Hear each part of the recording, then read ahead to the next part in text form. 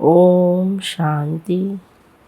बाबा हम बच्चों को समझाते हैं जैसे स्थूल एक्सरसाइज से शरीर को शक्ति प्रदान होती है, आराम मिलता है, ऐसे ही बाबा हम बच्चों को ड्रिल सिखलाते हैं। अशरीरी बनने की ड्रिल करो। जितना जितना मैं आत्मा अशरीरी बनने का अभ्यास करती हूँ उतना उतना पूरे वायुमंडल में शक्तिशाली वातावरण बन जाता है।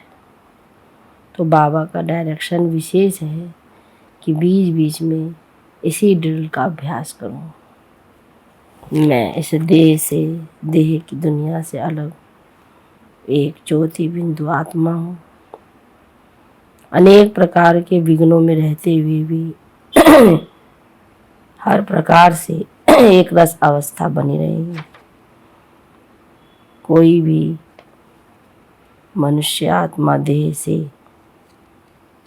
किसी की भी दुश्मनी तेरा मेरा नहीं रहेगा।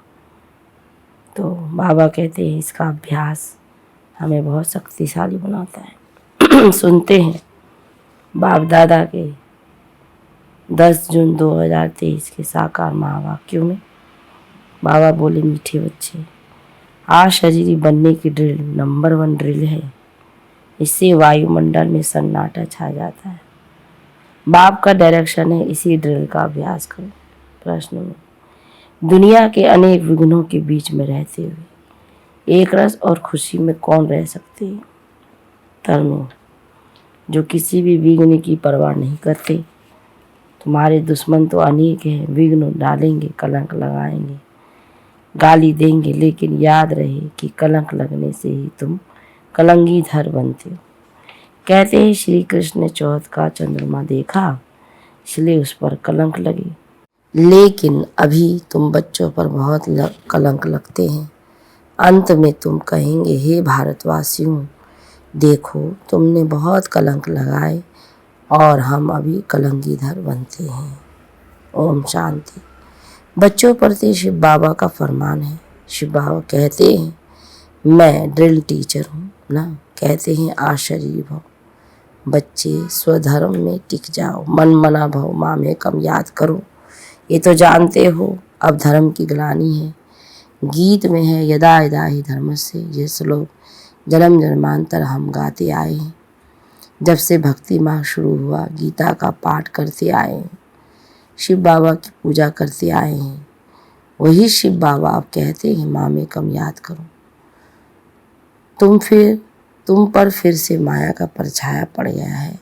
अब मैं आया हूँ माया पर जीत पहनाने के लिए। इसलिए मनमना भव, क्योंकि तुमको वापस जाना है मेरे परम धाम में।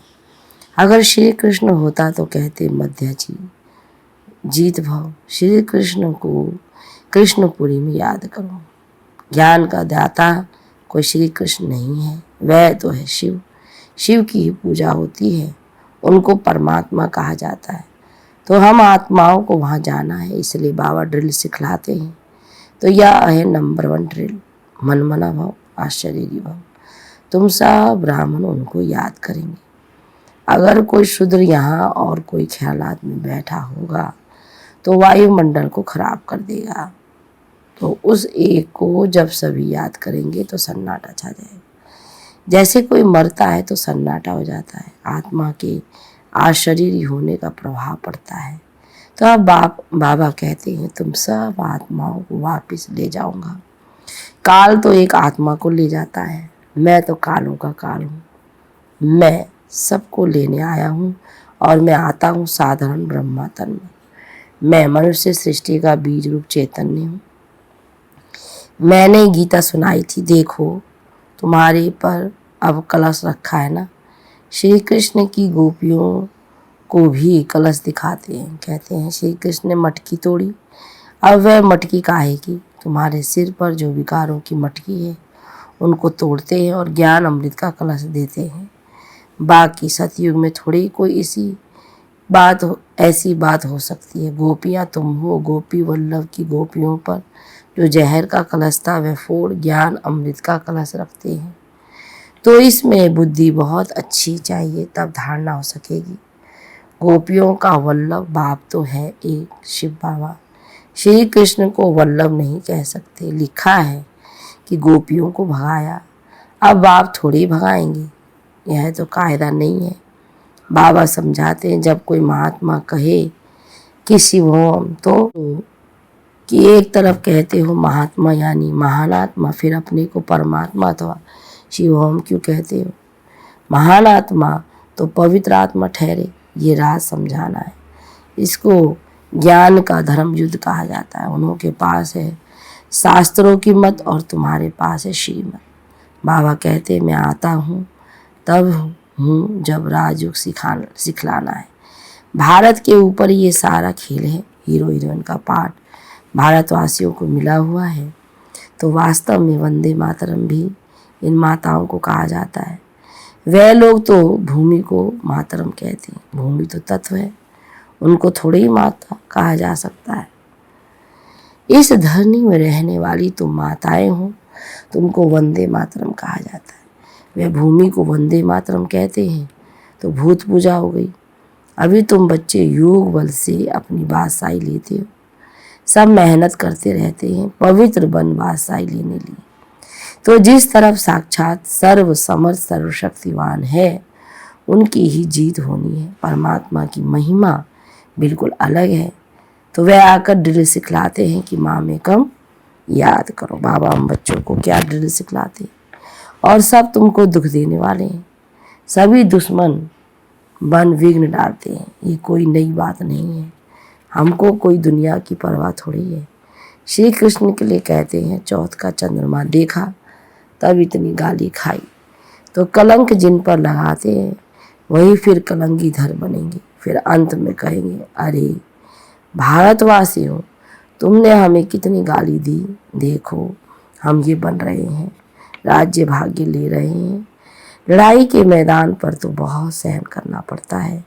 तो जो राज्य भाग्य देते हैं उन पर बलिहार जाना पड़ता है। ये शिव बाबा समझा रहे हैं। ये दादा अपने को भगवान नहीं समझते, इसलिए शिव बाबा कहते हैं बच्चे ये तुम्हारा कल्प कल्प का पाठ है। तुम भी कहेंगे जब जब धर्म की गिलानी होती है तब बाबा आते हैं। अब बाबा आया हुआ है और हम बाबा से वर्षा ले रहे हैं। निमंत्रण पत्र में भी लौकिक बाप के हद के वर्षा और पारलौकिक बाप के वर्षे वाली पॉइंट बहुत अच्छी लिखी हुई है। बेहद के बाप से ही बेहद का वर्षा मिलता है। लक्ष्मी नारायण को बेहद का वर्षा किसने दिया? बाबा ने। तो ये सब समझने की बातें हैं। हमारा ये सितम सहन करने का भी पाठ है। 21 जन्मों के लिए बादशाही मिलती है तो इसमें मेहनत करनी पड़ती है। गाया जाता है सन सोच फादर, स्टूडेंट सोच टीचर। अब तुम्हारा रियल पाठ है। तुम समझा सकते हो वही हमारा बाप टीचर सतगुरु है। वही मनुष्य सृष्टि का बीज रूप रचयिता है। सब जीवात्माओं का बाप है। उसको सर्वव्यापी कैसे कहेंगे? बाप से बाप तो ऊपर रहने वाला है। तब तो दुख में उनको याद करते हैं। वे आते ही तब है जब धर्म ग्लानि होती है। बाबा कहते हैं हमारी जन्मभूमि भारत के रहवासी जब दुखी होते हैं तब मुझे आना पड़ता है। परमात्मा की जन्मभूमि भारत है। यह अक्षर कोई के मुख में कभी निकलेगा नहीं। अगर सब परमात्मा हो तो सबकी जन्मभूमि भारत होगी। बाबा कहते हैं सब परस्टेस को भी मैं मुक्ति धाम ले जाता हूँ। जब उन्हों को ये मालूम पड़े कि हमको मुक्ति देने वाला बाबा है, वह इस भारत में जन्म लेते हैं तो भारत बहुत बड़ा भारी तीर्थ बन जाए। समझो सभी को मालूम पड़े परंतु आ कैसे सके? सभी तो भारत में आ ना सके। इतना तो अन्न नहीं है भारत में। तो ये सुनकर बहुत बहुत खुश होंगे कि ओहो हमारा बाबा जो इन गुरुओं आदि को भी मुक्ति देते हैं उनका जन्म भारत में होता है। पहचानेंगे तो नॉलेज से ना, और क्या देखेंगे। ब्राह्मणों में जब किसकी सोल आती है तो उनके भी बोलने से पहचानते हैं। बगैर बोलने पहचान कैसे हो सकती? बात करने से मालूम पड़ेगा कि बरोबर फलानी आत्मा है। शिव बाबा भी जब नॉलेज दे तब समझे कि शिव बाबा बोलते हैं। ज्ञान यह तो दे ना सके, ये सिवाय बाप के कोई समझा ना सके। कभी कभी कोई कहते हैं हम शिव बाबा से बात कर रहे हैं, परंतु उनको पहचाने कैसे, समझ भी नहीं सकेंगे। बुद्धि से समझना चाहिए कि ये नॉलेज बाबा के सिवाय कोई दे नहीं सकता। देखो कहाँ कहाँ बच्चियाँ बिगैर देखे तड़फ रही हैं। शिव बाबा से मिलने लिए जरूर उनकी ताकत है जो खींचती है, कशिश होती है, उनको सफ़ेद पोश का साक्षात्कार कराते हैं। इसलिए बाबा कभी हमारी ड्रेस बदलने नहीं देते, तो उनकी नॉलेज से मालूम पड़ता है। बहुतों को भिन्न भिन्न प्रकार के साक्षात्कार भी होते हैं, परंतु उनसे क्या फ़ायदा। तुम्हारा काम नॉलेज से है यह नॉलेज कोई दे ना सके, तो ये सारा गुप्त पाठ हुआ। कहते मैं आत्मा का रूप धारण कर इसमें प्रवेश हो जाता हूँ, तो ये नॉलेज इतनी बाबा ही देते हैं, हम थोड़े ही जानते थे। बाबा देखो कितनी कमाल करते हैं। कहते हैं मुझे अपना वारिस बनाओ, मैं तुम्हारी इतनी सेवा करूँगा जो तुम्हारा बच्चा भी कभी नहीं कर सकेगा। मैं तुमको 21 जन्म के लिए राज्य भाग्य दूंगा, फिर भी अगर वारिस ना बनावे तो तकदीर कहा जाता। तो बच्चियां जानती हो हम शिव बाबा से वर्षा लेने यहाँ आए। शिव बाबा को और वैकुंठ को तुम सिवाय दिव्य दृष्टि के देख न सको। ज्ञान तो बिल्कुल क्लियर मिल रहा है ना। हमको बाबा राजयोग सिखलाते हैं। ऊँचते ऊँच वर्षा है वैकुंठ की बादशाही, सो भी पढ़ाई से मिलती है। कोई भी राजयोग सिखला ना सके। हम नर से नारायण बनते हैं, यह राजयोग सिखलाते ही अंत में है। तब तो फिर सतयुग में राजा रानी बनेंगे। यह मुसलों की लड़ाई प्रसिद्ध है। गीता से देवी देवता धर्म की स्थापना हुई। उस समय तो और कोई धर्म था नहीं। वह सब कहाँ गए, विनाश हुआ। बिल्कुल सहज बात है। ट्रेन में तो तुम बच्चे बहुत सर्विस कर सकते हो, फिर भी प्रजा तो बन जाएगी। गाड़ी का डिब्बा ही तुम्हारी प्रजा बन जाएगी। बैठ कर सुनेंगे तो उनको बहुत अच्छा लगेगा। लिटरेचर हाथ में होना चाहिए, साथ में लाडला श्री कृष्ण भी होना चाहिए। अच्छा, मीठे मीठे लदे बच्चों प्रति माता पिता बाप दादा का याद प्यार और गुड मॉर्निंग। रूहानी बाप की रूहानी बच्चों को नमस्ते, रूहानी बच्चों की रूहानी बाप दादा को गुड मॉर्निंग। नमस्ते बाबा, नमस्ते। धारणा के लिए मुख्य सार। पहली पॉइंट, 21 जन्मों की तकदीर बनाने के लिए शिव बाबा को अपना वारिस बनाना है। हर कार्य में बाप, टीचर, सदगुरु तीनों का शो करना है। दूसरी पॉइंट, ज्ञान क्लियर मिल रहा है, इसलिए साक्षात्कार की आस नहीं रखनी है। साक्षात सर्वसमर्थ बाप हमारे साथ है, इसलिए विघ्नों से घबराना नहीं है। वरदान में मेरे बाबा के स्मृति स्वरूप द्वारा समर्थियों का अधिकार प्राप्त करने वाले समर्थ आत्मा भव। विस्तार में कल्प पहले की स्मृति आते ही बच्चे कहते तुम मेरे हो और बाप कहते तुम मेरे हो। इस मेरेपन की स्मृति से नया जीवन, नया जहान मिल गया और सदा के लिए मेरा बाबा इस स्मृति स्वरूप में टिक गए। इसी स्मृति के रिटर्न में समर्थी स्वरूप बन गए। जो जितना स्मृति में रहते हैं उतना उन्हें समर्थियों का अधिकार प्राप्त होता है। तो जहाँ स्मृति है वहाँ समर्थी है ही। थोड़ी भी विस्मृति है तो व्यर्थ है। इसलिए सदा समर्थी स्मृति स्वरूप सो समर्थ स्वरूप बनो। स्लोगन में हार्ड वर्कर के साथ साथ स्थिति में भी सदा हार्ड यानी मजबूत बनो। सुनते हैं मातेश्वरी जी के मधुर महावाक्य। अभी ये जून मास मातेश्वरी की स्मृति का है, तो मातेश्वरी के महावाक्य भी चले। सार है सृष्टि की आदि कैसे होगी।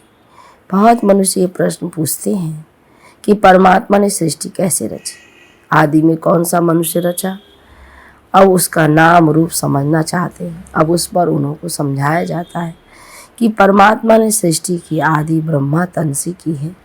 पहला आदमी ब्रह्मा रचा है। तो जिस परमात्मा ने सृष्टि की आदि की है तो अवश्य परमात्मा ने भी इस सृष्टि में अपना पार्ट अवश्य बजाया है। अब परमात्मा ने कैसे पार्ट बजाया। पहले तो परमात्मा ने सृष्टि को रचा, उसमें भी पहले ब्रह्मा को रचा। तो गोया पहले ब्रह्मा की पवित्र आत्मा हुई, वही आकर श्री कृष्ण बनी। उसी तन द्वारा फिर देवी देवताओं की सृष्टि की स्थापना हुई। तो दैवी सृष्टि की रचना ब्रह्मा तन द्वारा कराई। तो देवी देवताओं का आदि पिता ठहरा ब्रह्मा, ब्रह्मा से श्री कृष्ण बनता है, वही श्री कृष्ण का फिर अंत का जन्म ब्रह्मा तन है। अब ऐसे ही सृष्टि का नियम चलता आता है। अब वही आत्मा सुख का पाठ पूरा कर दुख के पाठ में आती है तो रजो तमो अवस्था पास कर फिर शूद्र से ब्राह्मण बनते। तो हम हैं ब्रह्मा वंशी सो शिव वंशी सच्चे ब्राह्मण। अब ब्रह्मा वंशी उसको कहते हैं जो ब्रह्मा के द्वारा अविनाशी ज्ञान लेकर पवित्र बनते हैं। तो इससे सिद्ध है कि इस सृष्टि का आदि पिता है ब्रह्मा, बाबा ब्रह्मा। अच्छा, ओम शांति।